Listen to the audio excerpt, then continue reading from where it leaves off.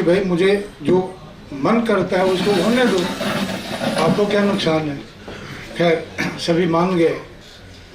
अभी उसको लेकर के मेरा जो सोच विचार था थोड़ा अलग मैं दूंगा। जब ये बात हुई तो पढ़ाई लिखाई तो चलना ही था, तो उसके बगैर तो आदमी आगे बढ़ नहीं सकता है। तो पढ़ाई लिखाई पर बहुत ध्यान दिया, पेरेंट्स बहुत ध्यान दिए, बहुत देखभाल किए। उसका निष्कर्ष ये हुआ कि जब देखते हैं कि मेरी माताजी, पिताजी, भाई लोग सभी हमारे प्रति क्यों आकर्षित हो रहे हैं, कुछ होगा मेरे में। मुझे तो नहीं पता कि इंडिविजुअली अपने आप कोई नहीं समझता कि मुझ में क्या है, और बाकी लोग ही समझते हैं कि इंडिविजुअल में क्या है। खैर ये सिलसिला चलते रहा। जैसे जैसे समय बीता, अब सोचे कि अब फौज में जाना है तो उसी लिहाज से सिलेक्शन भी होगा। बहुत टफ सिलेक्शन होता है, बहुत अरसे में भी बहुत आपको मेहनत करना पड़ता है, इतने आसानी से आप आगे नहीं बढ़ सकते। कि हम लोगों का वो सिस्टम बना हुआ है, हमेशा ये रहता कि कब गोली आ जाएगी, कब क्या होगा। जैसे जैसे आगे मैं बढ़ा तो कश्मीर में हमेशा प्रॉब्लम थी। आए दिन ग्रेनेड्स फेंके जा रहे थे सोल्जर्स पर, सोल्जर्स की गाड़ियों पर। आए दिन वहाँ पर मारकाट बहुत हो रहा था और कंट्रोल में नहीं आ रही थी चीज़ें। मैं अपने तरफ से पता नहीं क्यों, क्या कारण था कि मैं नया तरीका क्या निकाला।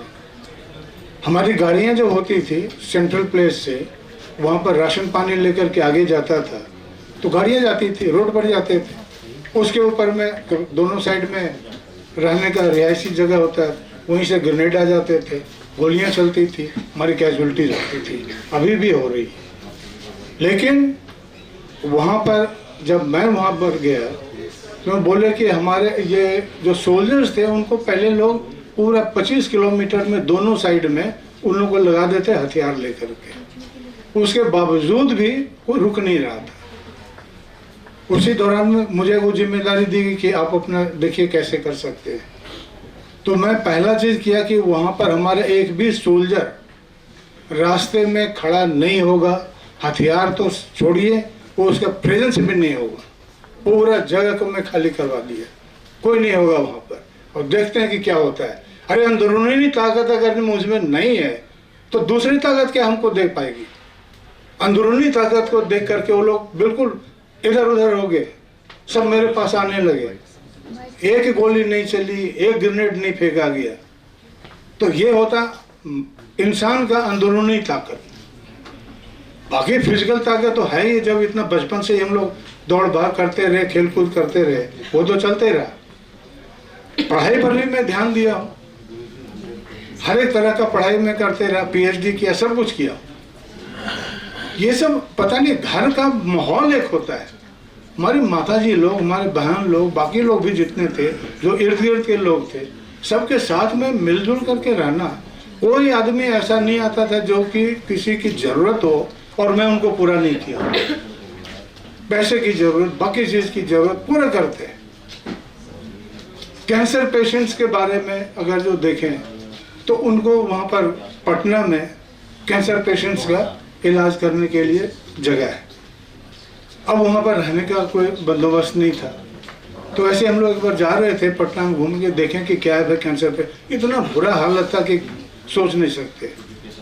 तो ऐसे बातचीत जब हुई कि रहने का जगह नहीं, थोड़ी सी बारिश हुई, झांसा लगा, उसमें आदमी लोग कोई रह नहीं सकता है, छोटे छोटे बच्चे, उनको देखभाल करने वाला नहीं। तो उन लोगों से पूछे थे क्या हम लोग कुछ कर सकते हैं। बोले कि अगर जो कुछ इन लोगों के लिए बिल्डिंग बन जाए तो इनको रहने के लिए, पेशेंट्स के लिए रहने के लिए होगा। तो हुआ कि कितना भी आपको कितना क्या चाहिए, तो 1,75,00,000 का वो डिमांड किए। मैं तो साथ में था, मेरी पत्नी जी मेरे बगल में, वो बोले कि दिया। अब मुझे तो सोचना पड़ता है कि 1,75,00,000 ये बहुत बड़ी रकम होती है। और उनसे मैं पूछा भाई क्या बोल रहे हो, 1,75,00,000 कहाँ से। बोलता है मैं सब कुछ बेच दूंगी, जितना भी मेरा है सब कुछ बेच दूंगी, लेकिन ये चीज किया जाएगा। 1,75,00,000 का कार्रवाई वहाँ शुरू हो गया, कंस्ट्रक्शन चालू है। मैं दिखावा नहीं है, ये दिल से बात होती है, ऐसे कोई नहीं देता है। दिल से बात होता है। आप एक आदमी को भी अगर जो थोड़ा सा कुछ देते हैं वही बहुत बड़ी चीज़ है, जो उतना संसाधन उसके पास है उस लिहाज से हम लोग को ये सोच करके देना पड़े। भारत इतना बड़ा देश है, इतने समझदार लोग हैं, किसी देश में ये नहीं मिलेगा। हमारे महानुभाव लोग जो बैठे हुए हैं, हर एक आदमी महानुभाव है हमारे। तो इनमें जो जज्बा है, जो ताकत है, अंदरूनी ताकत को कोई बराबर कर ही नहीं सकता। तो ये सब बातों को हम लोग को ध्यान में रखना पड़ेगा। हम लोग का जन्म यहाँ पर, हमारे पेरेंट्स हमको इतना देखभाल किए हैं, हर एक जगह में पढ़ाई लिखाई में मदद किए हैं, उनको कुछ हो नहीं हो, जमीन जायदाद बेच करके हमारे बिहार सब में सभी लोग अपने पढ़ाई पर, बच्चों पर ध्यान दिए। इसीलिए लोग पढ़ करके विदेश में जाते हैं।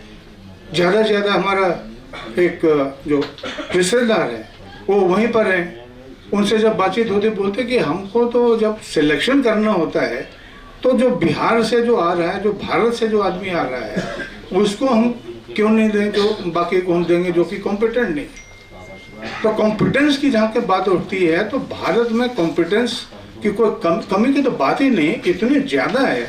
अब इसको एक्सप्लॉइट कैसे करना वो हम लोग को देखना पड़ेगा, तभी जा करके हमारा भारत आगे बढ़ेगा। बढ़ रहा है, बहुत रफ्तार से बढ़ रहा है। तो इसको इसलिए मैं बोल रहा हूँ कि यूथ के लिए बहुत ज़रूरी है इसको इस तरह से करना। धन्यवाद।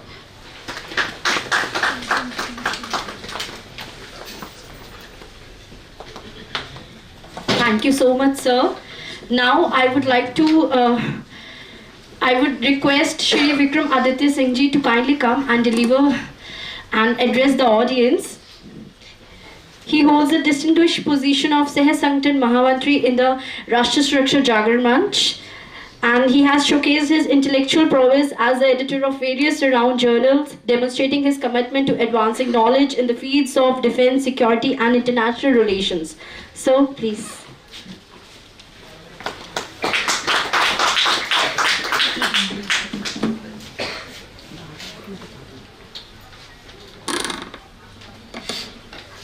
सर्वप्रथम मंच आसीन बुद्धिजनों को, विद्वतजनों को, हमारे गुरुजनों को मेरा सादर प्रणाम। सभागार में उपस्थित सारे विद्वतों को और हमारे साथियों को, सभी को मेरा नमस्कार। ये आयोजन हमारा होना था पहले लाइब्रेरी ऑडिटोरियम में। मेरे को यहाँ आमंत्रित किया गया है जागरण मंच का परिचय देने के लिए, पर उसके पहले मैं ये सूचना दे दूं, आप सबका सर्वप्रथम बहुत बहुत आभार है कि आपने इस ओल्ड सेमिनार हॉल को ही एक ऑडिटोरियम के रूप में स्वीकार कर लिया। यहाँ पर हमारे साथ लगभग 130-40 लोग हैं।